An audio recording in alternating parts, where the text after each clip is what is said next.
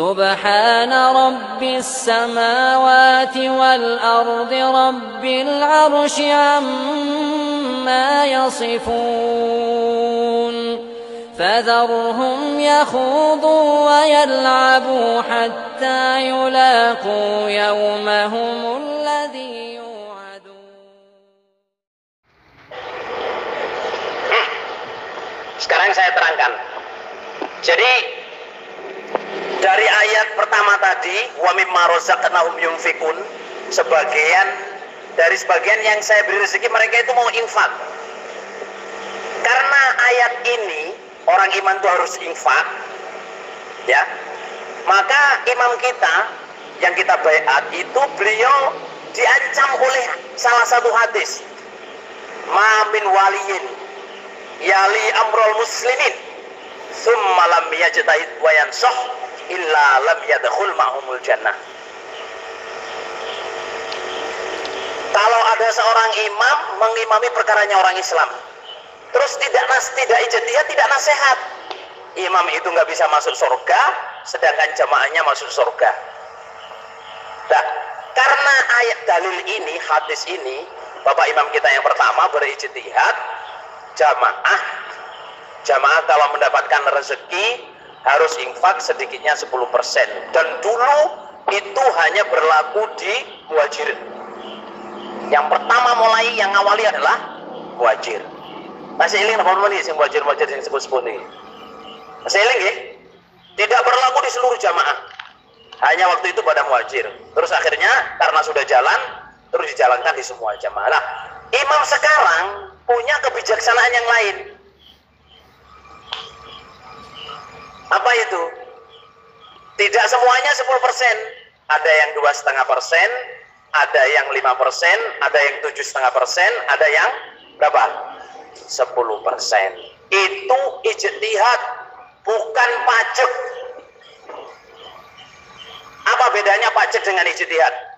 Kalau ijtihad ya dinasehatin, diterangin, ditegur, itu saja. Tapi kalau pajak, saudara, kalau nggak datangin pajak ya ada ancamannya, itu dipegang, disiksa.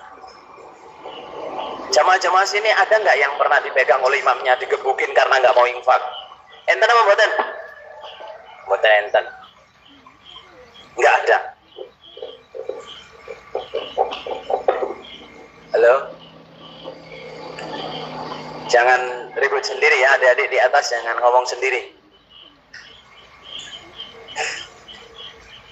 Jadi wa mimma razaqnahum yunfikun, itu kita harus sadar, saudara jamaah, bahwa rezeki yang datang kepada kita itu tidak semuanya untuk kita.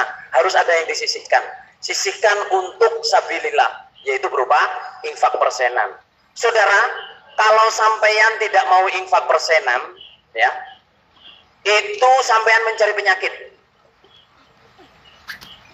Karena apa? Orang nggak infak itu ya jamaah sama dengan orang nyembelih ayam, ya, nun sewu, beleh ayam, darahnya digoreng, dipangan. Terus wulune diirisi cilik-cilik, didadekno peyek, Rasulullah. Terus teleke dibodhok, dipepes, Rasulullah. Kira-kira wong niki geragas napa mboten wonten? Habis itu terus tulang-tulangnya dijeplok, dibumboni, dadi emput.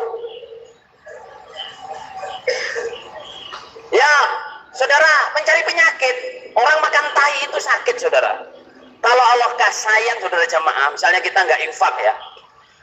Kalau Allah masih sayang dengan kita nggak dibuat keluar dari jamaah, tapi harta kita akan diambil dengan keras. Kehilangan, kena tilang, naudzubillah min dzalik, sakit, kecelakaan, harus beli obat. Jamaah, bekerja nggak keluar hasilnya.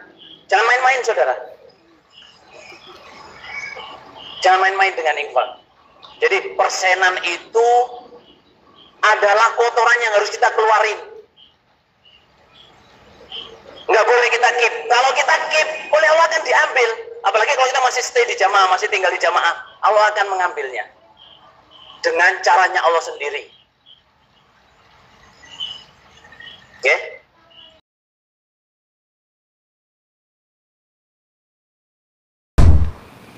Saudara sekalian, masih ingat infak yang ditanyakan, yang ditagih oleh pengurus-pengurus, itu infak seperti apa?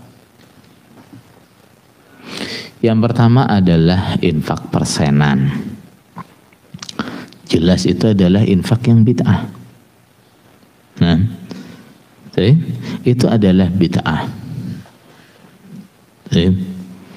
Dan bagi yang menarik itu adalah penganiayaan, mengambil harta orang Islam tanpa hak. Tentu. Nah, bagi yang mengambil itu adalah mengambil harta orang Islam tanpa hak. Saya sebagai kiai misalnya mewajibkan jamaah saya setiap dapat rezeki, nah, orang yang golongan pertama paling tinggi ma'isyahnya, nah, supaya infak 10% dari rezeki yang didapatkan bulan itu. Nah, yang di golongan kedua infak 7,5%, golongan ketiga infak 5%, golongan keempat infak berapa persen? 2,5% misalnya. Boleh enggak itu secara hukum? Enggak boleh. Ya. Infak dalam Islam yang diwajibkan, nah, baik wajib dikeluarkan dan wajib seperti nominal yang ditentukan, itu hanya zakat. Hanya apa?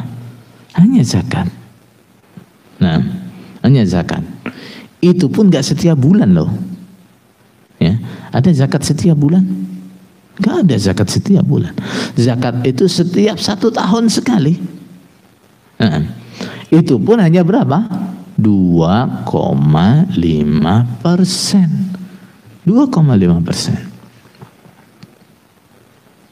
Nah, yang enggak 1 tahun sekali apa? Zakat apa? Zakat panenan. Zakat panenan setiap kali panen. Ya. Tapi yang selain itu, uang yang kita kumpulkan, dagangan yang kita jalankan, ternak yang kita pelihara, ya, itu kapan kita zakatnya? 1 tahun sekali. Itu pun cuma berapa? 2,5%. Nah ini coba. Ditentukan nominalnya, diwajibkan. Nah, terus nilainya sangat besar, 10%, 7,5%, 5%, 2,5%. Oh di sana nggak diwajibkan kok, kita setor itu sukarela misalnya. Benar, itu sukarela. Seandainya nggak pernah setor persenan, bagaimana tanggapan pengurusnya? Seandainya sudah nggak setor persenan, nggak dianggap nyimpang nanti. Kalau sudah nggak persenan, sudah dianggap nggak paham. Ya, bahkan ada yang anggapannya khianat kepada Bapak Imam. Nah, yang lebih parah lagi, nah ini berarti sudah nggak jamaah. Padahal nggak jamaah itu apa artinya? Di pemahaman juga nggak jamaah itu berarti sudah kafir. Coba. Nah, ini kalau kita apa namanya? Kita runut ini jadi nawaqidul Islam yang baru. Nah, nawaqidul Islam yang baru, perusak Islam yang baru nih. Orang dihukumi murtad karena apa? Karena tidak setor persenan. Coba, tidak dihukumi murtad karena nggak setor persenan. Aturan infaknya sudah bid'ah, melanggar Quran hadis. Yang tidak mengikuti dihukumi murtad. Ini penyimpangan apa bukan? Ini penyimpangan. Paham tuh? Walaupun mereka berdalih kita nggak diwajibkan kok, enggak. Nah, kalau nggak diwajibkan, insya Allah jamaahnya banyak yang nggak setor. Kalau itu nggak diwajibkan. Nah, kalau nggak diwajibkan, insya Allah yang setor nggak banyak.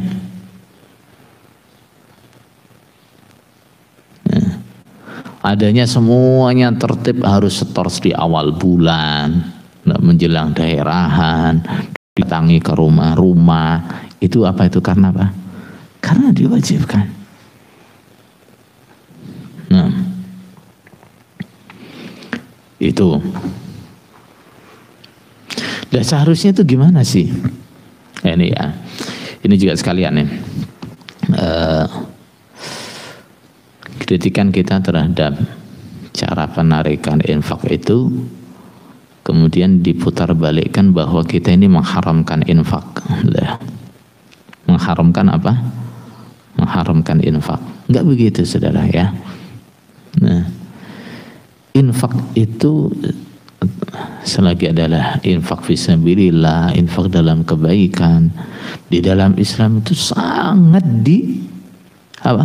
sangat didorong, sangat ditekankan, sangat disemangati. Paham? Akan tetapi kita juga tidak dibenarkan kemudian mewajibkan kepada orang Islam sesuatu yang tidak diwajibkan oleh syariat.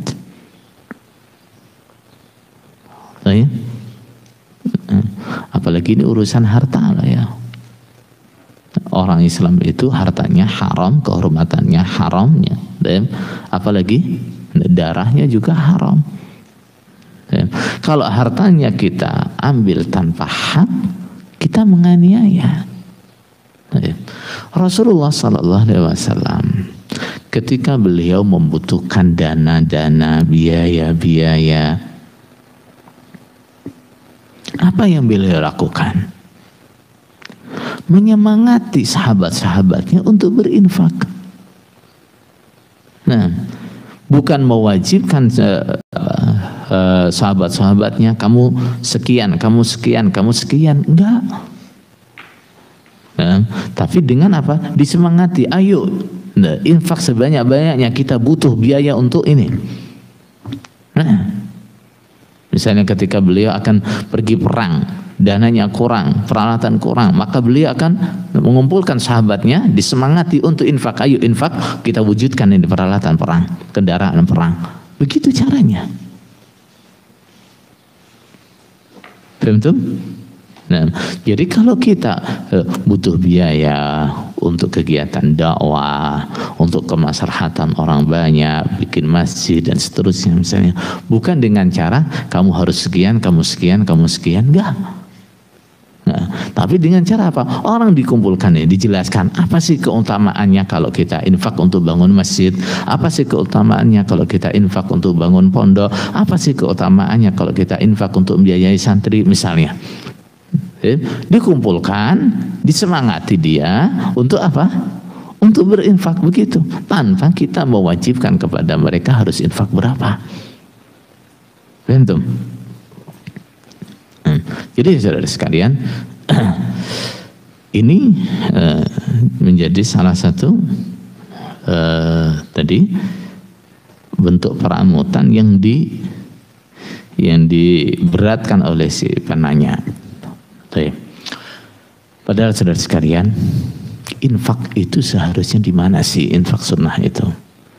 Selain zakat lah ya, selain zakat. Ya. Wa yas'alunaka madza yunfiqun.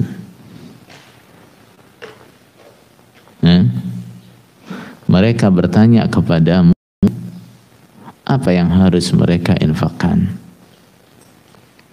Nah, kul ma anfaqtum min khairin, ini jawaban pertama untuk pertanyaan. Apa yang kita infakkan? Ma anfaqtum min khair. Nah, yang kalian infakkan dari kebaikan, artinya harta yang baik, harta yang halal, itu yang kita infakkan. Kepada siapa infak itu? Falil walidain, yang pertama untuk kedua orang tua. Wal aqrabin, untuk kerabat. Wal yatama, untuk anak-anak yatim. Wal masakin, untuk orang-orang miskin. Itulah infak yang diperintahkan oleh syariat. Orang tua kita itu yang pertama. Orang-orang yang jadi tanggungan kita itu yang pertama, ibda biman ta'ul. Nah, mulailah dari orang-orang yang menjadi tanggunganmu. Anak-anak yatim, orang-orang miskin, itu yang diutamakan dalam infak. Itu ini. Ya, kita di dalam Jukam diarahkan cara seperti itu apa enggak kalau infak? Coba kalau punya rezeki longgar, ya, setelah zakatnya dikeluarkan, nah itu, nah, utamakan orang tuanya dulu, ya, utamakan keluarganya dulu, ya, utamakan anak-anak yatim, utamakan orang-orang miskin. Kita diarahkan begitu apa enggak di Jukam? Enggak. Ya, nah, kalau dapat rezeki pertama apa? Persenannya dulu, ya, persenannya dulu. Nah, bahkan ini penghasilan yang sudah nggak cukup pun untuk apa? Keperluan rumah tangga, nah, tetap harus disempat-sempatkan, dikeluarkan persenannya. Kenapa katanya? Kalau sampai nggak dipersen ini ibaratnya kita makan ayam sak taek-taeknya, sak bulu-bulunya. Keluarganya kekurangan, nggak cukup. Orang tuanya nggak pernah dibantu.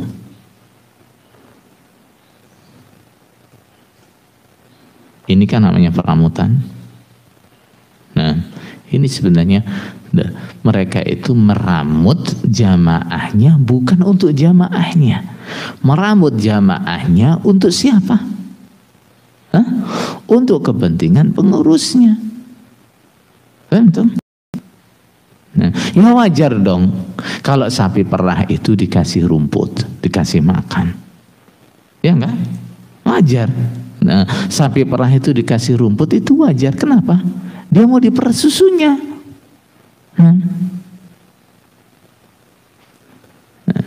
Nah, kadang-kadang subhat lagi ini di dalam Jukamnya. Ketika ada turun sedikit bantuan dari imamnya, nah, ada bantuan 100.000 untuk du'afa, ya, ada bantuan berapa juta untuk bangun masjid. Wah, dianggap nih bentuk peramutan Bapak Imam kepada jamaahnya. Sudah sekalian mbak ya dipikir. Nah, panjenengan setiap bulan itu setor ke pusat berapa juta? Misalnya, nah, satu daerah yang kecil-kecil kayak wilayah sini misalnya, nah, satu bulan itu, nah, setor persenan ke pusat itu berapa juta, sampai ratusan juta loh. Ya. Kemudian datang bantuan dari pusat 20 juta untuk bangun masjid, ya, apalagi berapa ratus ribu untuk du'afa.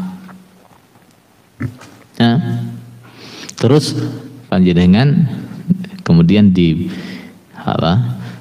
pengertian ini bentuk peramutannya Bapak Imam.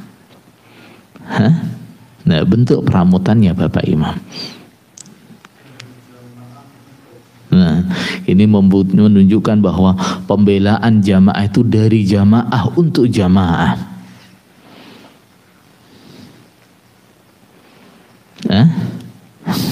Coba itu dipikir gitu loh ya, itu dipikir. Kalau dia ngeramut, nah, nggak begitu dia ngeramut, gitu. Nah, ini bukan ngeramut namanya. Nah, panjenengan dimina bubukkan, ya, nah, ditarik uangnya 1 juta, terus dikembalikan 100.000, ini bentuk peramutan saya. Nah, yang ngeramut siapa coba? Dalam hal ini yang ngeramut itu jamaahnya apa pengurus, apa rakyatnya, apa pengurusnya? Nah, yang ngeramut siapa ini sekarang? Nah, yang ngeramut itu jamaahnya bukan pengurusnya. Nah, di dalam masalah pembelaan bukan pengurus yang ngeramut jamaah, tapi jamaah yang ngeramut pengurus. Paham tuh?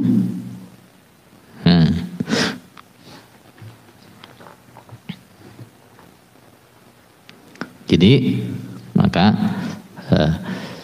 peramutan-peramutan yang mungkin masih diberatkan oleh sebagian teman itu harus direnungkan betul, benarkah ini peramutan? Ya ayyuhalladzina amanu taqullaha haqqa tuqatihi wa la tamutunna illa wa antum muslimun.